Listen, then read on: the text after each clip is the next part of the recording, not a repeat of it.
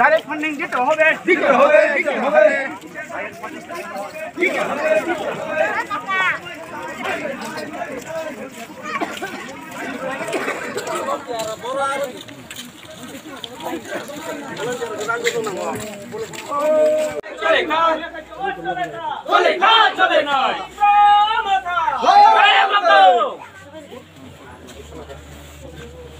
এখন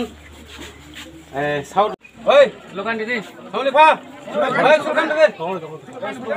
ওই সুকান দিদি ওবাগরা লং লে চট্টগ্রাম হামবাই আজকে 49 নং ছামনু বিধানসভা কেন্দ্রে সাউথ লালছড়া টিপ্রামাথা মনিটরিং কমিটির উদ্যোগে এখানে 8 পরিবারের 30 জন ভোটার বিজেপি থেকে টিপ্রামাথায় যোগদান করলো। আর আমরা টিপ্রামাথার তরফ থেকে ওনাদের এখানে সংবর্ধনা জ্ঞাপন করছি। আর আগামীতে আমরা আরও বিভিন্ন জায়গাতে টিপ্রামাথার তরফ থেকে এইভাবেই যোগদান করতে যাচ্ছি। আর আমাদের গোবরদা মানুষের গ্রেটার টিপ্রাল্যান্ডের যে চিন্তাধারা তাকে বাস্তবায়ন করার লক্ষ্যে আমরা এইভাবেই টিপ্রামাথাকে শক্তিশালী করে যাবো। আমার যে সম্মানীয় চেয়ারম্যান টিপ্রামাথা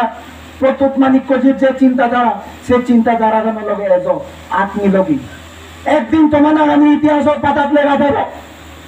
একদিন মানুষ চলে হবার একদিন হই ভারী অনেক প্রোগ্রাম করিব পারি আমার অধিকার আদায় করতে কোনো কথা হইল পারি আমার পলিটিক্যাল র্যালি ব্যান করি তো জেনি কুটুম্বরই নয় আইপিএফটি গুলোর পর্যন্ত দিয়ে নয়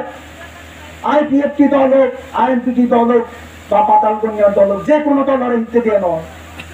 আমার সব প্রশ্ন করা করিব ত্রিপুরার যোগানি বানার তারা আগরতলা গান বানার তারার ক্যাপিটাল নাই আগরতলা গান আমারও ক্যাপিটাল আমিও ত্রিপুরা রাজ্যের বাসিন্দা আমি ভূমিপুত্র তারপরেও হিতে আমি আগরতলার মতো জায়গা প্রোগ্রাম করিবার নকে ইন্ডিজিনাস ডে আমি আমার দলের তরফে তো হিতে অর্গানাইজ করিব পারি কোন পলিটিক্যাল পার্টি হিতে অর্গানাইজ করিব পারো মই প্রশ্ন করিবার চাম সে আমার বিজেপি সরকারের লগে আগে দেয় আইপিএফটি সরকারের আইপিএফটি পার্টির প্রশ্ন করিবার চাম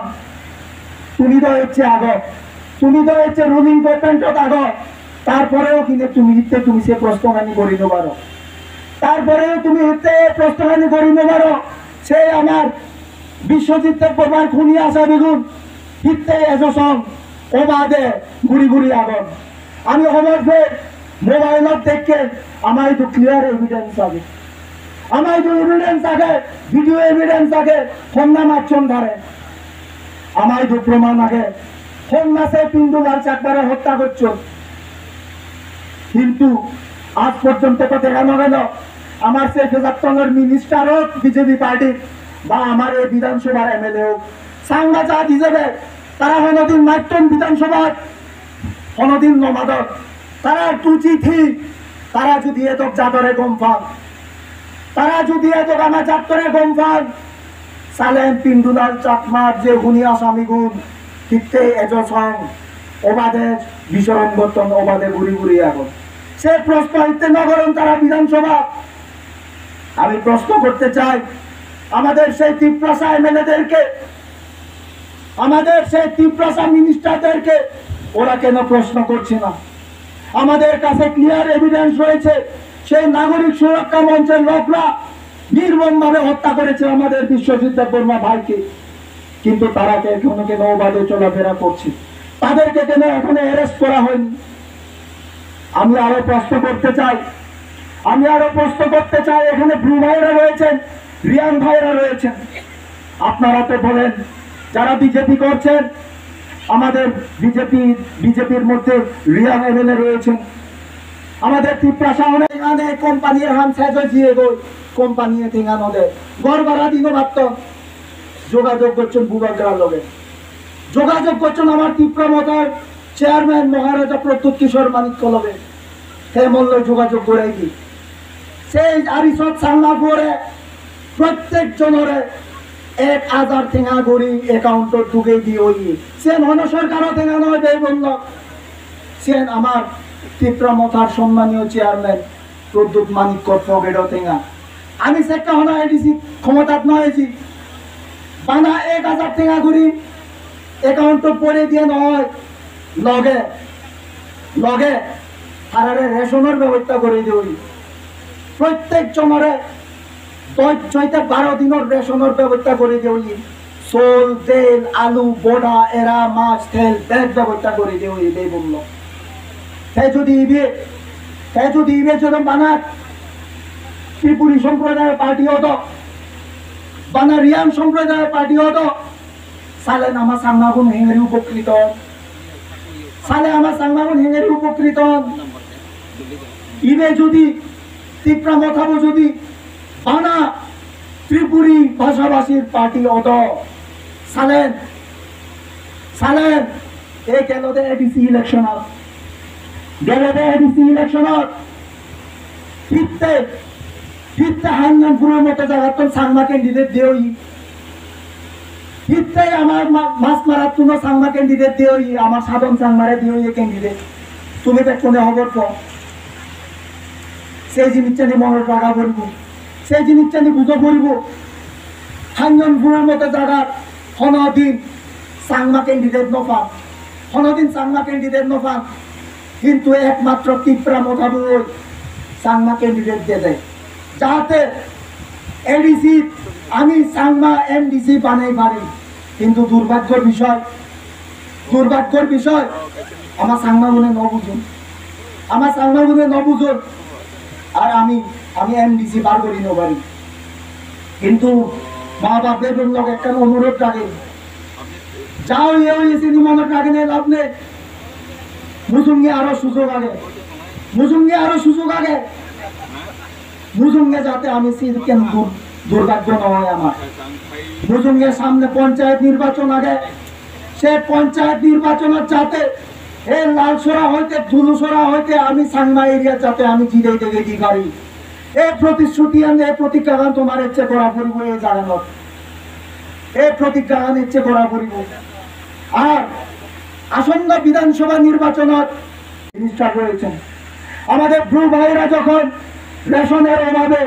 খাদ্য খেতে না পেয়ে যখন আন্দোলনে নেমেছিলেন, সেই কথা আনন্দবাজার রোডে যখন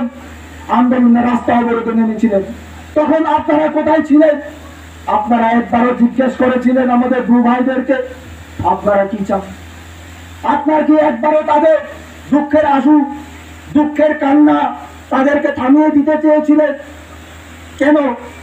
কিসের ভয় আপনাদের কাছে? আপনাদেরই তো ভাই তারা,